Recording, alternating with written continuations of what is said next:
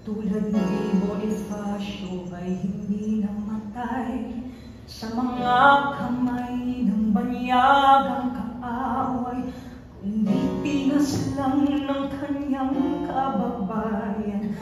Ano kayang uri ng mga halimaw ang hindi nangingin bumalik, pumatay sa isang kadiwa kasama, nakikibaka laban sa dayuhan.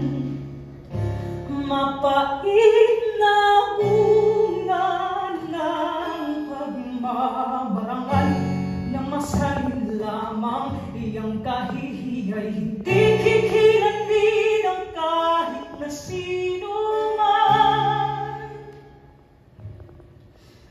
Huhugasan ng dugo, uring na dumisan, isip tribu'y subuin at ang astang Panginoon ng mga pinulong gumagamit ng dahas, walang pakundangan sa sinot, aliman sa kanila'y tumututol o sumasalwa.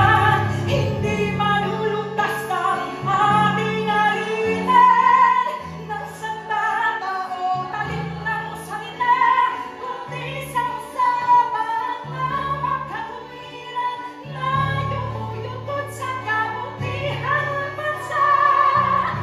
Mahirap bang mag-isip bilang Pilipino, bilang bahagi ng isang bansa, ibawa ng tribo ang uri ang lahi. Nasa pagkakaisa ang ating paglaya.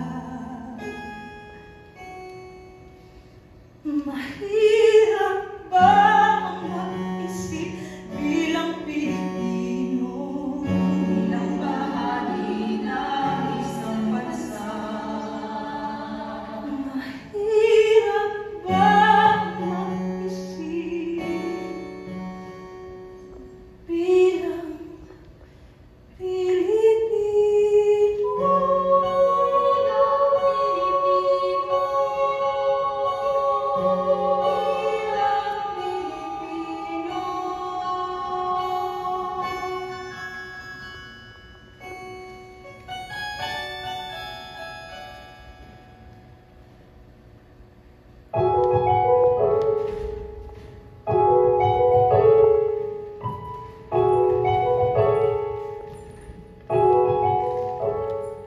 Mahalin mo ang Pilipinas